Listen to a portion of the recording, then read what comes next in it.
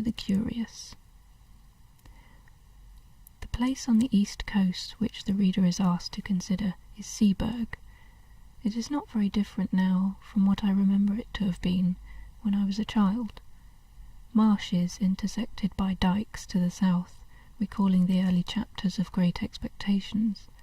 Flat fields to the north, merging into heath, fir woods, and above all, gorse inland. A long seafront and a street, behind that a spacious church of flint with a broad, solid western tower and a peal of 6 bells. How well I remember their sound on a hot Sunday in August, as our party went slowly up the white, dusty slopes of road towards them, for the church stands at the top of a short, steep incline. They rang with a flat, clacking sort of sound on those hot days, but when the air was softer, they were mellower too. The railway ran down to its little terminus farther along the same road. There was a gay white windmill just before you came to the station, and another down near the shingle at the south end of the town, and yet others on higher ground to the north. There were cottages of bright red brick with slate roofs. But why do I encumber you with these commonplace details? The fact is that they come crowding to the point of the pencil when it begins to write of Seaburg. I should like to be sure that I had allowed the right ones to get onto the paper, but I forgot. I have not quite done with the word painting business yet. Walk away from the sea and the town, past the station, and turn up the road on the right. It is a sandy road, parallel with the railway, and if you follow it, it climbs to somewhat higher ground. On your left, you are now going northward, is heath.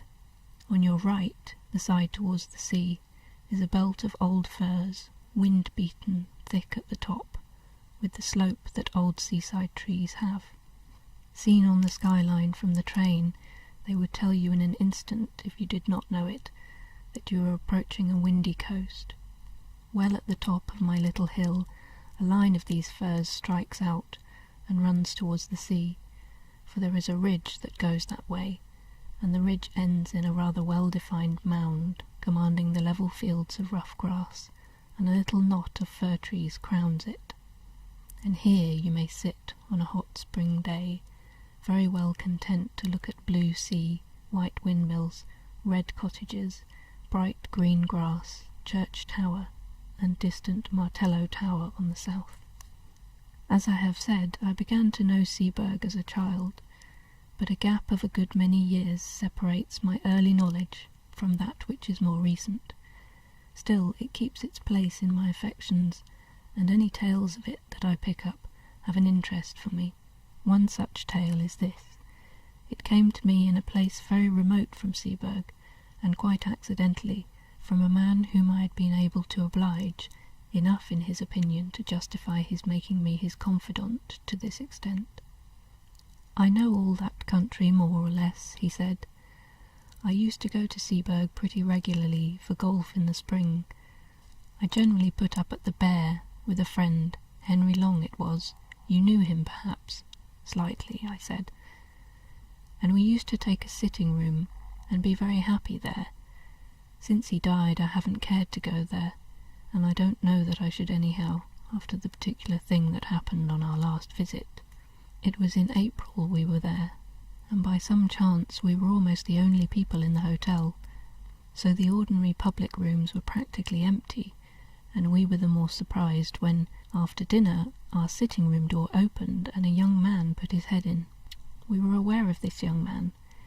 He was rather a rabbity, anemic subject, light hair and light eyes, but not unpleasing.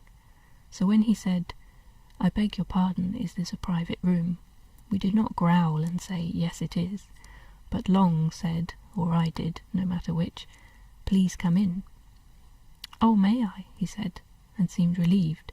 Of course it was obvious that he wanted company, and as he was a reasonable kind of person, not the sort to bestow his whole family history on you, we urged him to make himself at home. "I dare say you find the other rooms rather bleak," I said. Yes, he did, but it was really too good of us, and so on. That being got over, he made some pretence of reading a book. Long was playing Patience. I was writing. It became plain to me after a few minutes that this visitor of ours was in rather a state of fidgets or nerves, which communicated itself to me, and so I put away my writing and turned to at engaging him in talk. After some remarks, which I forget, he became rather confidential. "You'll think it very odd of me," this was the sort of way he began, "but the fact is I've had something of a shock." Well, I recommended a drink of some cheering kind, and we had it. The waiter coming in made an interruption, and I thought our young man seemed very jumpy when the door opened, but after a while he got back to his woes again. There was nobody he knew in this place, and he did happen to know who we both were. It turned out there was some common acquaintance in town, and really he did want a word of advice, if we didn't mind. "Of course," we both said, and we settled down to hear what his difficulty was. "It began," he said, "more than a week ago, when I bicycled over from Froston, only about 5 or 6 miles, to see the church. I'm very much interested in architecture, and it's got one of those pretty porches with niches and shields. I took a photograph of it, and then an old man who was tidying up in the churchyard came and asked if I'd care to look into the church. I said yes, and he produced a key and let me in. There wasn't much inside, but I told him it was a nice little church, and he kept it very clean. But, I said, the porch is the best part of it. We were just outside the porch then, and he said, "Ah yes, this is a nice porch. And do you know, sir, what's the meaning of that coat of arms there?" It was the one with the 3 crowns, and though I'm not much of a herald, I was able to say, yes, I thought it was the old arms of the Kingdom of East Anglia. "That's right, sir," he said, "and do you know the meaning of them 3 crowns that's on it?" I said I'd no doubt it was known, but I couldn't recollect to have heard it myself. "Well then," he said, "for all you're a scholar, I can tell you something you don't know. Them's the 3 holy crowns that was buried in the ground, near by the coast, to keep the Germans from landing. Ah, I can see you don't believe that. But I tell you, if it hadn't been for one of them holy crowns being there still, them Germans would have landed here time and again, they would. Landed with their ships and killed man, woman and child in their beds. Now then, that's the truth what I'm telling you, that is. And if you don't believe me, you ask the rector. There he comes, you ask him." I looked round, and there was the rector, a nice-looking old man, coming up the path. So then there was a little talk which allowed the old man to calm down, and then the rector asked him again what was the matter. "Oh," he said, "it weren't nothing, only I was telling this gentleman he ought to ask you about them holy crowns." "Ah, yes, to be sure," said the rector, "that's a very curious matter, isn't it? But I don't know whether the gentleman is interested in our old stories, eh?" "Oh, he'll be interested fast enough," says the old man. "He'll put his confidence in what you tells him, sir. Why, you know William Ager yourself, father and son too." Then I put in a word to say how much I should like to hear all about it, and before many minutes I was walking up the village street with the rector, who had 1 or 2 words to say to parishioners, and then to the rectory, where he took me into his study. He'd made out on the way that I really was capable of taking an intelligent interest in a piece of folklore, and not quite the ordinary tripper, so he was very willing to talk, and it was rather surprising to me that the particular legend he told me has not made its way into print before. His account of it was this. There has always been a belief in these parts in the 3 holy crowns. The old people say they were buried in different places near the coast to keep off the Danes or the French or the Germans, and they say that one of the 3 was dug up a long time ago, and another has disappeared by the encroaching of the sea, and one's still left, doing its work, keeping off invaders. Well, now, if you have read the ordinary guides and histories of this county, you'll remember perhaps that in 1687 a crown, which was said to be the crown of Redwald, king of the East Angles, was dug up at Rendlesham, and, alas, melted down before it was even properly described or drawn. Well, Rendlesham isn't on the coast, but it isn't so very far inland, and it's on a very important line of access, and I believe that is the crown which the people mean when they say that one has been dug up. Then on the south, you don't want me to tell you where there was a Saxon royal palace, which is now under the sea, eh? Well, there was the second crown, I take it, and up beyond these two, they say, lies the third. Do they say where it is? Of course I asked. He said, yes, indeed they do, but they don't tell. And his manner did not encourage me to put the obvious question. Instead of that, I waited a moment and said, what did the old man mean when he said you knew William Ager, as if that had something to do with the crowns? To be sure, he said, now that's another curious story. These Agers, it's a very old name in these parts, but I can't find that they were ever people of quality or big owners. These Agers say, or said, that their branch of the family were the guardians of the last crown. A certain old Nathaniel Ager was the first one I knew. I was born and brought up quite near here, and he, I believe, camped out at the place during the whole of the War of 1870. William, his son, did the same, I know, during the South African War, and young William, his son, who has only died fairly recently, took lodgings at the cottage nearest the spot, and I've no doubt hastened his end by exposure and night watching, and he was the last of that branch. It was a dreadful grief to him to think that he was the last and he could do nothing. The only relations at all near to him were in the colonies. I wrote letters for him to them, imploring them to come over on business very important to the family, but there's never been an answer. So the last of the Holy Crowns, if it's there, has no guardian now. That was what the rector told me, and you can fancy how interesting I found it. The only thing I could think of when I left him was how to hit upon the spot where the crown was supposed to be. I wish I'd left it alone, but there was a sort of fate in it, for as I bicycled back past the churchyard wall, my eye caught a fairly new gravestone, and on it was the name of William Ager. Of course I got off and read it. It said, of this parish died at Seaburg, aged 28. There it was, you see, a little judicious questioning in the right place, and I should at least find the cottage nearest the spot, only I didn't quite know what was the right place to begin my questioning at. Again, there was fate. It took me to the curiosity shop down that way, and I turned over some old books, and one was a prayer book of 1740-odd, in a rather handsome binding. I'll just go and get it. It's in my room. He left us in a state of some surprise, but we had hardly time to exchange any remarks when he was back, panting and handing us the book opened at the fly-leaf, on which was, in a straggly hand, Nathaniel Ager is my name, and England is my nation. Seaburg is my dwelling place, and Christ is my salvation.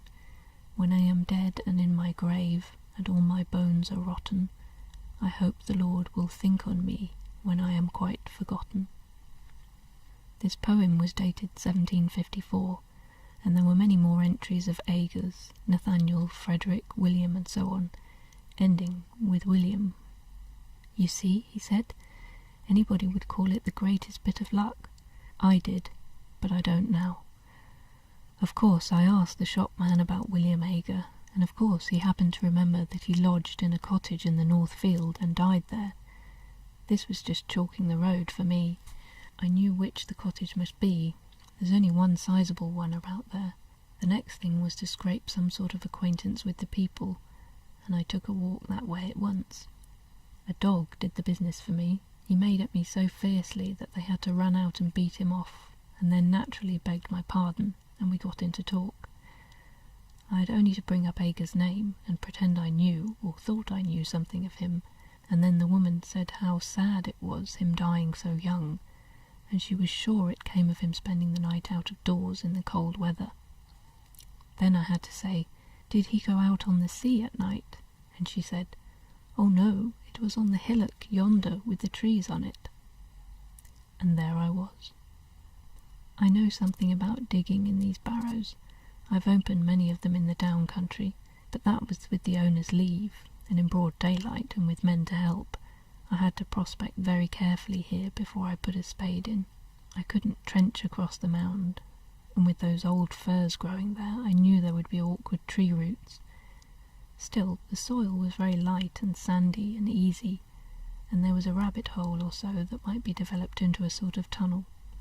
The going out and coming back at odd hours to the hotel was going to be the awkward part. When I made up my mind about the way to excavate, I told the people that I was called away for a night, and I spent it out there. I made a tunnel. I won't bore you with the details of how I supported it and filled it in when I'd done, but the main thing is that I got the crown. Naturally, we both broke out into exclamations of surprise and interest. I, for one, had long known about the finding of the crown at Rendlesham, and had often lamented its fate. No one has ever seen an Anglo-Saxon crown, at least no one had, but our man gazed at us with a rueful eye. "Yes," he said, "and the worst of it is, I don't know how to put it back." "Put it back?" we cried out. "Why, my dear sir, you've made one of the most exciting finds ever heard of in this country. What's your difficulty? If you're thinking about the owner of the land and treasure trove and all that, we can certainly help you. Nobody's going to make a fuss about technicalities in a case of this kind." Probably more was said, but all he did was put his face in his hands and mutter, "I don't know how to put it back." At last, Long said, "You'll forgive me, I hope, if I seem impertinent, but are you quite sure you've got it?" I was wanting to ask much the same question myself, for of course the story did seem a lunatic's dream when one thought over it, but I hadn't quite dared to say what might hurt the poor young man's feelings. However, he took it quite calmly, really, with the calm of despair, you might say.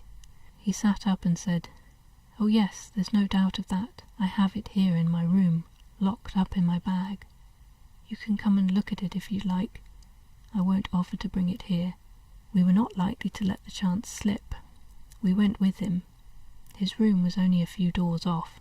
Our visitor, his name was Paxton, was in a worse state of shivers than before, and went hurriedly into the room and beckoned us after him, turned on the light and shut the door carefully. Then he unlocked his kit bag and produced a bundle of clean pocket handkerchiefs in which something was wrapped, laid it on the bed and undid it. I can now say I have seen an actual Anglo-Saxon crown. It was of silver, as the Rendlesham one is always said to have been. It was set with some gems, mostly antique intaglios and cameos, and was of rather plain, almost rough workmanship. In fact, it was like those you see on the coins and in the manuscripts. I found no reason to think it was later than the 9th century. I was intensely interested, of course, and I wanted to turn it over in my hands, but Paxton prevented me. "Don't you touch it," he said. "I'll do that." And with a sigh that was, I declare to you, dreadful to hear, he took it up and turned it about so that we could see every part of it. "Seen enough?" he said at last, and we nodded. He wrapped it up and locked it in his bag, and stood looking at us dumbly. "Come back to our room," Long said, "and tell us what the trouble is." He thanked us and said, "Will you go first and see if the coast is clear?" That wasn't very intelligible, for our proceedings hadn't been, after all, very suspicious, and the hotel, as I said, was practically empty. However, we were beginning to have inklings of we didn't know what, and anyhow, nerves are infectious. So we did go, first peering out as we opened the door, and fancying that a shadow, or more than a shadow, but it made no sound, passed from before us to one side as we came out into the passage. "It's all right," we whispered to Paxton. Whispering seemed a more proper tone, and we went with him between us back to our sitting room. I was preparing, when we got there, to be ecstatic about the unique interest of what we had seen, but when I looked at Paxton, I saw that would be terribly out of place, and I left it to him to begin. "What is to be done?" was his opening. Long thought it right, as he explained to me afterwards, to be obtuse, and said, "Why not find out who the owner of the land is, and inform—" "Oh, no, no," Paxton broke in impatiently. "I beg your pardon, you've been very kind, but don't you see, it's got to go back. And I daren't be there at night, and daytime's impossible.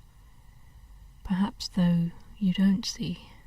Well then, the truth is that I've never been alone since I touched it. I was beginning some fairly stupid comment, but Long caught my eye and I stopped. Long said, "I think I do see, perhaps, but wouldn't it be a relief to tell us a little more clearly what the situation is?" Then it all came out.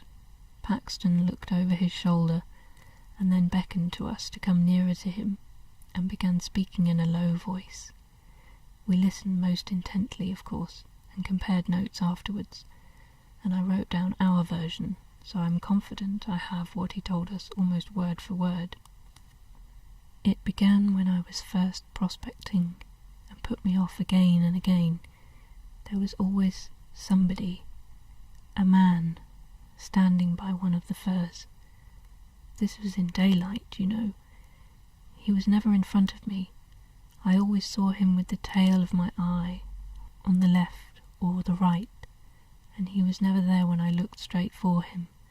I would lie down for quite a long time and take careful observations and make sure there was no one, and then when I got up and began prospecting again, there he was.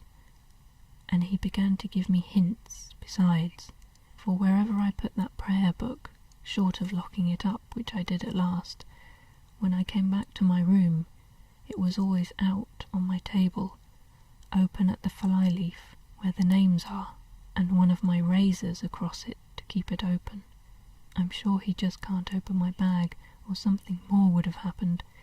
You see, he's light and weak, but all the same I daren't face him.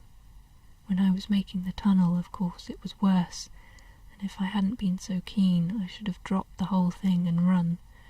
It was like someone scraping at my back all the time. I thought for a long time it was only soil dropping on me, but as I got nearer the crown, it was unmistakable. And when I actually laid it bare and got my fingers into the ring of it and pulled it out, there came a sort of cry behind me. Oh, I can't tell you how desolate it was, and horribly threatening too.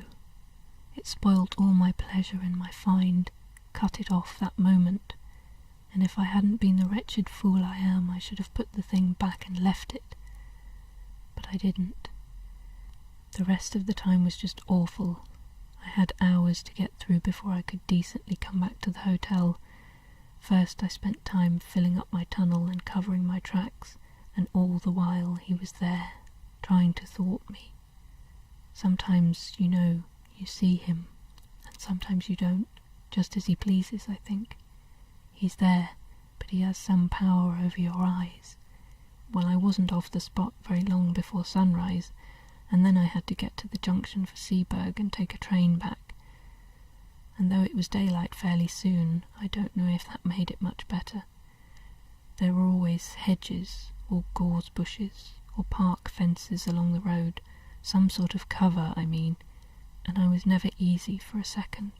And then when I began to meet people going to work, they always looked behind me, very strangely. It might have been that they were surprised at seeing anyone so early, but I didn't think it was only that, and I don't now. They didn't look exactly at me, and the porter at the train was like that too, and the guard held open the door after I'd got into the carriage, just as he would if there was somebody else coming, you know. "Oh, you may be very sure it isn't my fancy," he said with a dull sort of laugh. Then he went on, "And even if I do get it put back, he won't forgive me. I can tell that. And I was so happy a fortnight ago." He dropped into a chair, and I believe he began to cry. We didn't know what to say, but we felt we must come to the rescue somehow, and so it really seemed the only thing. We said if he was so set on putting the crown back in its place, we would help him, and I must say that after what we had heard, it did seem the right thing. If these horrid consequences had come on this poor man, might there not really be something in the original idea of the crown having some curious power bound up with it to guard the coast? At least that was my feeling, and I think it was Long's too. Our offer was very welcome to Paxton, anyhow. When could we do it? It was nearing 10:30. Could we contrive to make a late walk plausible to the hotel people that very night? We looked out of the window. There was a brilliant full moon, the Pascal moon. Paxton had a large coat over his arm, under which was wrapped the crown.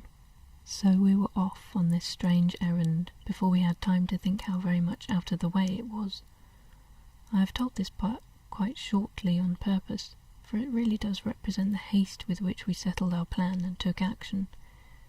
The shortest way is up the hill and through the churchyard, Paxton said, as we stood a moment before the hotel, looking up and down the front. There was nobody about, nobody at all. Seaburg out of season is an early, quiet place. We went up the road to the church and turned in at the churchyard gate. I confess to having thought that there might be some lying there who might be conscious of our business, but if it was so, they were also conscious that one who was on their side, so to say, had us under surveillance, and we saw no sign of them. But under observation we felt we were, as I have never felt it at any other time. Especially was it so when we passed out of the churchyard into a narrow path with close high hedges, through which we hurried as Christian did through the valley, and so got out into open fields. Then along hedges, though I would sooner have been in the open where I could see if anyone was visible behind me, over a gate or two, and then a swerve to the left, taking us up onto the ridge which ended in that mound. As we neared it, Henry felt, and I felt too, that there were what I can only call dim presences waiting for us, as well as a far more actual one attending us. Of Paxton's agitation all this time I can give you no adequate picture. He breathed like a hunted beast, and we could not either of us look at his face. How he would manage when we got to the very place we had not troubled to think. I never saw anything like the dash with which he flung himself at a particular spot in the side of the mound and tore at it, so that in a very few minutes the greater part of his body was out of sight. We stood holding the coat and that bundle of handkerchiefs, and looking very fearfully, I must admit, about us. There was nothing to be seen. A line of dark firs behind us made one skyline, more trees and the church tower half a mile off to the right, cottages and a windmill on the horizon on the left, calm sea dead in front. Faint barking of a dog at a cottage, full moon making that path we know across the sea, the eternal whisper of the Scotch firs just above us and of the sea in front. Yet in all this quiet, an acute and acrid consciousness of a restrained hostility very near us, like a dog on a leash that might be let go at any moment. Paxton pulled himself out of the hole and stretched a hand back to us. "Give it to me," he whispered, unwrapped. We pulled off the handkerchiefs, and he took the crown. The moonlight just fell on it as he snatched it. We had not ourselves touched that bit of metal, and I have thought since that it was just as well. In another moment Paxton was out of the hole again, and busy shovelling back the soil with hands that were already bleeding. He would have none of our help, though. It was much the longest part of the job to get the place to look undisturbed, yet I don't know how he made a wonderful success of it. At last he was satisfied, and we turned back. We were a couple of 100 yards from the hill when Long suddenly said to him, "I say, you've left your coat there. That won't do. See?" And I certainly did see it, the long, dark overcoat lying where the tunnel had been. Paxton had not stopped, however. He only shook his head and held up the coat on his arm, and when we joined him he said, without any excitement, but as if nothing mattered any more, "That wasn't my coat." And indeed, when we looked back again, that dark thing was not to be seen. Well, we got out onto the road and came rapidly back that way. It was well before 12 when we got in, trying to put a good face on it and saying what a lovely night it was for a walk. The doorman was on the lookout for us, and we made remarks like that for his edification as we entered the hotel. He gave another look up and down the seafront before he locked the front door and said, "You didn't meet many people about, I suppose?"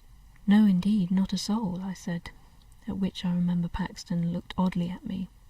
"Only I thought I saw someone turn up the station road after you gentlemen," said the doorman. Still, you was 3 together, and I don't suppose he meant mischief." I didn't know what to say. Long merely said, "Good night," and we went off upstairs, promising to turn out all the lights. Back in our room, we did our very best to make Paxton take a cheerful view. "There's the crown safe back," we said. "Very likely you'd have done better not to touch it," and he heavily assented to that. "But no real harm has been done, and we shall never give this away to anyone who would be so mad as to go near it. Besides, don't you feel better yourself?" "I don't mind confessing," I said, "that on the way there I was very much inclined to take your view about being followed. But going back it wasn't at all the same thing, was it?" "You've nothing to trouble yourselves about," he said, "but I'm not forgiven. I've got to pay for that miserable sacrilege still. I know what you're going to say. The church might help. Yes, but it's the body that has to suffer. It's true I'm not feeling that he's waiting outside for me just now, but—" Then he stopped. Then he turned to thanking us, and naturally we pressed him to use our sitting room next day, and said we should be glad to go out with him.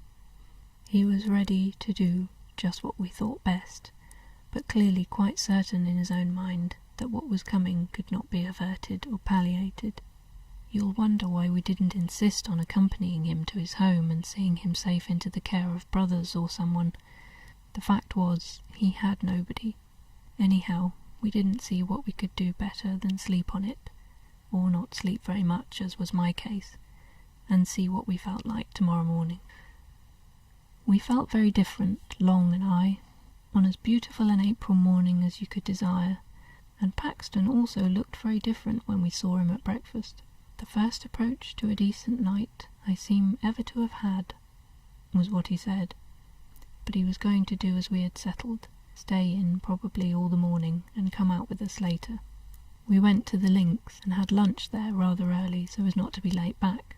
All the same, the snares of death overtook him. Whether it could have been prevented I don't know. I think he would have been got at somehow, do what we might. Anyhow, this is what happened. We went straight up to our room. Paxton was there reading quite peaceably. "Ready to come out shortly?" said Long. "Say in half an hour's time?" "Certainly," he said, and I said we would change first and perhaps have baths, and call him in half an hour. I had my bath first and went and lay down on my bed and slept for about 10 minutes. We came out of our rooms at the same time and went together to the sitting room. Paxton wasn't there, only his book, nor was he in his room, nor in the downstairs room. We shouted for him. A servant came out and said, "Why, I thought you gentlemen had gone out already, and so did the other gentleman. He heard you were calling from the path there, and run out in a hurry, and I looked out of the coffee-room window and I didn't see you. However, you run off down the beach that way." Without a word we ran that way too. It was the opposite direction to that of last night's expedition. It wasn't quite 4 o'clock, and the day was fair, though not so fair as it had been, so there was really no reason, you'd say, for anxiety. With people about, surely a man wouldn't come to much harm. We ran on as far as the top of the shingle bank, and there pulled up. There was a choice of ways, past the houses on the seafront, or along the sand at the bottom of the beach, which, the tide being now out, was fairly broad. We chose the sand, for that was the loneliest, and someone might come to harm there without being seen from the public path. Long said he saw Paxton some distance ahead, running and waving his stick, as if he wanted to signal to people who were on ahead of him. I couldn't be sure. One of these sea mists was coming up very quickly from the south. There was someone, that's all I could say, and there were tracks on the sand, as of someone running who wore shoes, and there were other tracks made before those, for the shoes sometimes trod in them and interfered with them, of someone not in shoes. Of course, it's only my word you've got to take for all this. All we could do was notice these marks as we hurried on, but there they were over and over again, and we had no doubt whatever that what we saw was the track of a bare foot, and one that showed more bones than flesh. The notion of Paxton running after anything like this and supposing it to be the friends he was looking for was very dreadful to us. You can guess what we fancied, how the thing he was following might stop suddenly and turn round on him, and what sort of face it would show, half seen at first in the mist, which all the while was getting thicker and thicker. And as I ran on, wondering how the poor wretch could have been lured into mistaking that other thing for us, I remembered his saying, "He has some power over your eyes," and then I wondered what the end would be, for I had no hope now that the end could be averted, and, well, there was no need to tell all the dismal and horrid thoughts that flitted through my head as we ran on into the mist. It was uncanny, too, that the sun should still be bright in the sky, and we could see nothing. We could only tell that we were now past the houses and had reached that gap there is between them and the old Martello Tower.